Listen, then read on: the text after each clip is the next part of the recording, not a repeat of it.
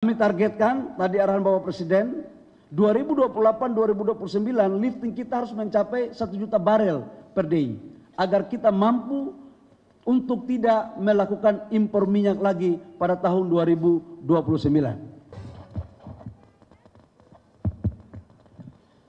Bismillahirrahmanirrahim. Assalamualaikum warahmatullahi wabarakatuh. Shalom, Om Swastiastu, Namo Buddhaya, salam kebajikan. Yang saya hormati Ketua Dewan, itu adalah bagaimana kita mendorong pembangunan kesejahteraan dengan menciptakan lapangan pekerjaan, dengan meningkatkan pertumbuhan ekonomi, dan bagaimana menurunkan kemiskinan. Golkar dalam konteks doktrin karya kekaryaan sudah barang tentu harus mengambil bagian secara aktif.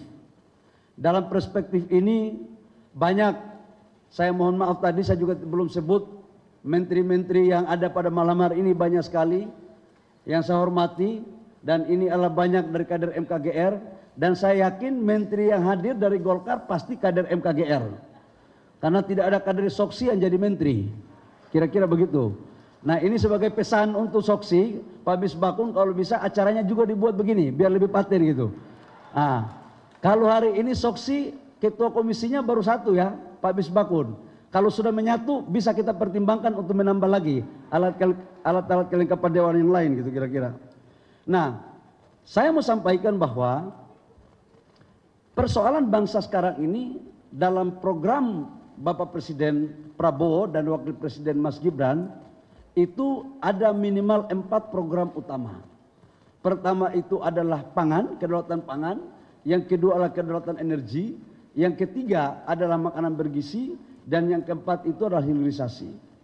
Bapak Ibu semua, saya harus menyampaikan juga pada malam hari ini, ada 2 dari 4 itu yang dikasih tanggung jawab kepada kader Partai Golkar untuk menyukseskan program pemerintahan di bawah Presiden Pak Prabowo dan Wakil Presiden Mas Gibran. Yang pertama itulah kedaulatan energi ada di kami. Kemudian yang kedua itu adalah terkait dengan hilirisasi. Kenapa sih ini harus dilakukan? Bapak Ibu semua, tidak akan mungkin bangsa kita akan menuju pendapatan per kapita akan mencapai 9.000 10.000 dolar pada tahun 2030 kalau tidak ada daya ungkit pertumbuhan ekonomi. Hilirisasi menurut saya adalah jalan yang harus dilakukan selain makanan bergizi. Bayangkan pada tahun 99 ketika krisis ekonomi, inflasi kita waktu itu 88%. Cadangan devisa kita waktu itu 17 miliar US dollar. Dan pertumbuhan ekonomi kita sangat rendah sekali. Ini Pak Maman ada ya, Pak Maman.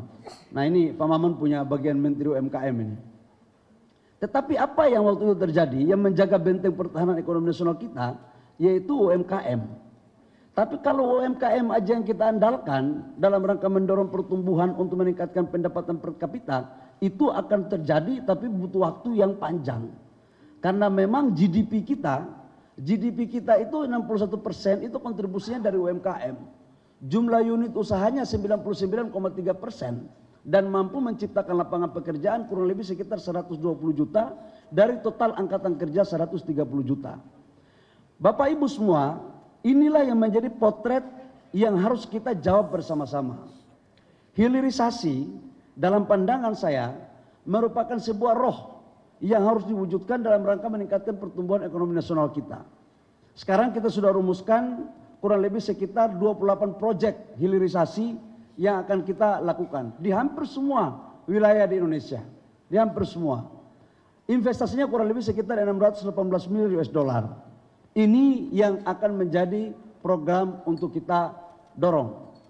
Yang kedua, Bapak Ibu semua, terkait dengan kedaulatan energi. Saya tadi baru habis rapat dengan Bapak Presiden Prabowo di Hambalang.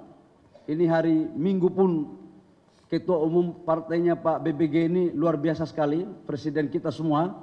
Hari Minggu kita diajak rapat untuk bicara tentang lifting. Nah, ini memang lifting kita sekarang itu menurun. 2 bulan terakhir itu 600.000. Sekarang turun lagi ke 590.000 barel per day. Konsumsi kita sekarang kurang lebih sekitar 1.600.000 barel per day. Jadi kita impor itu kurang lebih sekitar 1 juta barel per day. Dengan kita mengalokasikan uang kurang lebih sekitar 500 triliun rupiah devisa kita hilang per tahun untuk membeli minyak. Ini juga salah satu kenapa nilai tukar rupiah kita itu menurun terhadap dolar. Saya pikir beberapa hal ini yang perlu saya sampaikan karena tadi Pak Adis sudah banyak menyampaikan tentang banyak program MKGR dan saya harap organisasi-organisasi sayap yang lain baik yang didirikan maupun mendirikan melakukan konsolidasi karena Golkar di tahun 2025 adalah tahun konsolidasi. Harapan kita adalah konsolidasi struktural,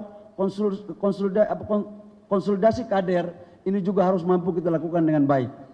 Demikian Bapak Ibu semua, sebelum saya mengakhiri ada salam hormat dari Pak Wapres.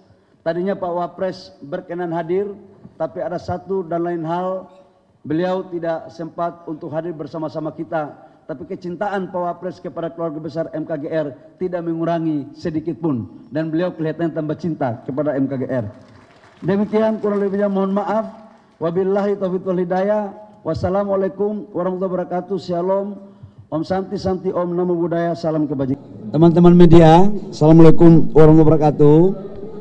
Hari ini yang saya hormati Pak Ketua Umum MKGR, Pak Adis, saya damping oleh Pak Sekjen dan Ketua Panitia, kemudian ada Pak Gubernur Lemhanas, kemudian ada Bendahara MKGR.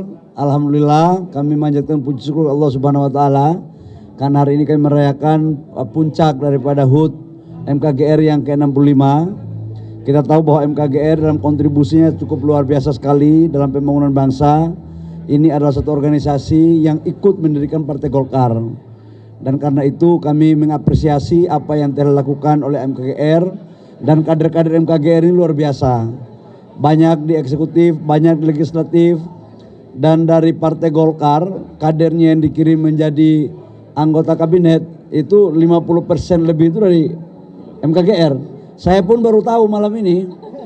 Itu tadi saya katakan bahwa waduh luar biasa lobbynya ketua MKGR ini. Tapi itulah hebatnya mereka. Saya ucapkan selamat ulang tahun, gitu ya.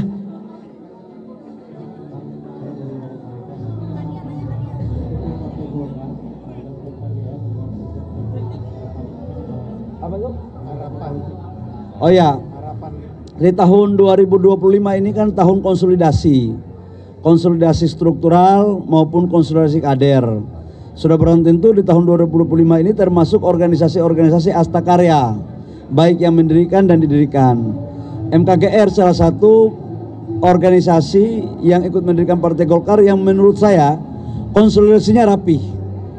Baik konsolidasi struktural, tadi kita lihat 34 provinsi semua ada, dan kita lihat kader-kadernya juga kualitasnya luar biasa sekali. Nah harapan saya adalah apa yang dilakukan oleh MKGR ini juga bisa diikuti oleh organisasi-organisasi astakarya yang ada di Partai Golkar juga melakukan hal yang sama. Karena ini bagian daripada konsolidasi secara menyeluruh. Gitu ya. Baik.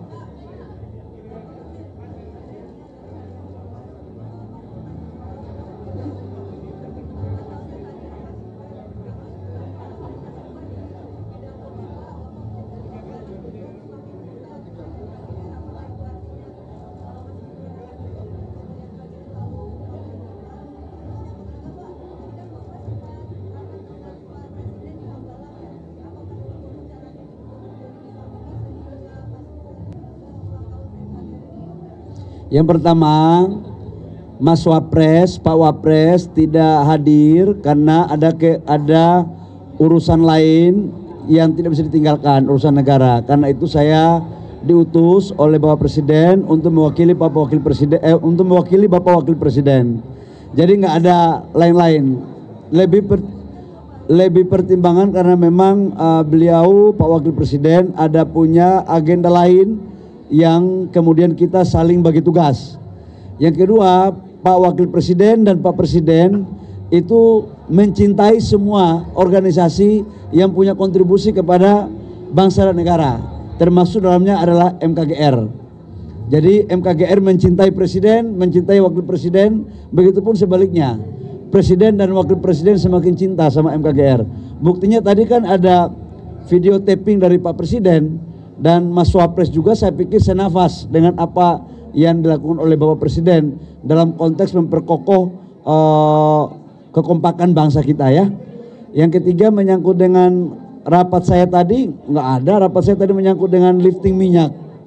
Kami lagi betul-betul tidak mengenal hari libur.